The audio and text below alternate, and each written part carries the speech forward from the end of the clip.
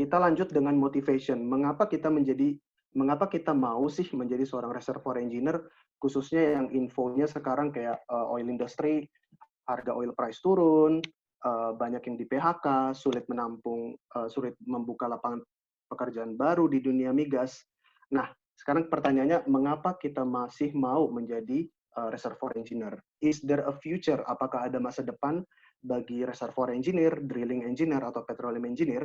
Nah, jawabannya adalah berikut. Jadi di sini ada beberapa cuplikan. Yang pertama di bagian kiri ada outlook dari Exxon. Dan di sini seperti teman-teman bisa lihat bahwa untuk 2017, 2020 sampai 2040 ini Exxon memprediksi bahwa oil itu masih menduduki peringkat utama dalam pemenuhan kebutuhan energi global. Oke, di sini ada garis berwarna hijau itu untuk oil dan ranking 2-nya adalah natural gas. Nah, ini memberikan indikasi bahwa at least sampai 2040 oil and gas itu masih yang paling dibutuhkan. Ini menurut view atau pandangan dari Exxon. Nah, bagaimana dengan pandangan dari pemerintah? Nah, ini saya ambil dari industri Indonesia Energy Outlook 2019.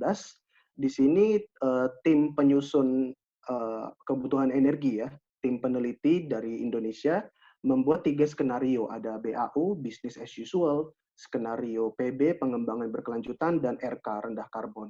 Nah, dari ketiga skenario ini dapat dilihat untuk gas itu berwarna biru, minyak ini berwarna abu-abu. Kesimpulannya apa? Minyak dan gas itu masih menjadi kebutuhan yang sangat penting bagi Indonesia sampai 2050 atau 30 tahun mendatang gitu ya. Jadi memang energi terbarukan mulai bertambah banyak nih yang warna hijau di 3 skenario, tapi minyak dan gas tidak pernah bisa ditinggalkan gitu ya. Jadi ini bisa menjadi motivasi yang cukup solid ya, cukup kuat mengapa kita masih mau stay di dunia oil and gas. Bukan cuma itu, teman-teman. Jadi ketika kita belajar oil and gas, ketika kita bekerja, itu sebagian besar yang kita olah adalah conventional gas dan oil.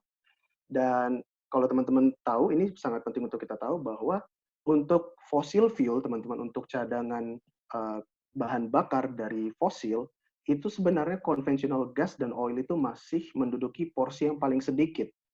Ada lebih banyak lagi reserve-nya ditampung dalam low perm oil dan tight gas.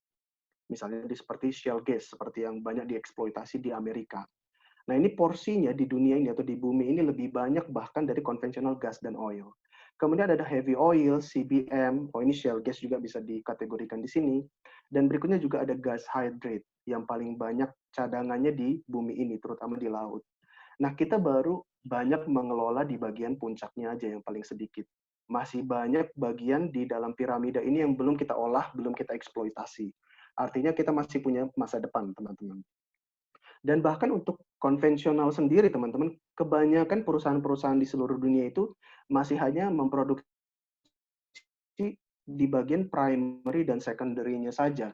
Atau di sini perkiraannya sekitar 25 tambah 30, baru sekitar 55%-nya saja, teman-teman. Ada 45% cadangan minyak yang masih belum di-recovery. Dan untuk itu dibutuhkan metode yang namanya Enhanced Oil Recovery atau EOR. Nah, ini masih riset, teman-teman. Masih belum dilakukan skala industri. Artinya apa? Artinya kalau kita bertanya untuk bagaimana masa depan oil industry di kemudian hari, ya masa depan kita ada di bagian yang belum dikelola ini, teman-teman, termasuk EOR. Dan kalau teman-teman ingin menjajaki dunia reservoir engineer, nah inilah field-field lapangan atau area-area masa depan. Jadi ada seorang ahli yang mengatakan kita bukan sedang kehabisan minyak, kita hanya sedang kehabisan ide untuk menemukannya. Jadi seiring dengan adanya penelitian, R&D, pasti akan ditemukan breakthrough atau teknologi-teknologi baru yang bisa membuka potensi yang masih belum kita temukan saat ini. Jadi cadangan minyak gas, future di dunia migas itu masih terbuka lebar. Jadi jangan pesimis, harus tetap optimis.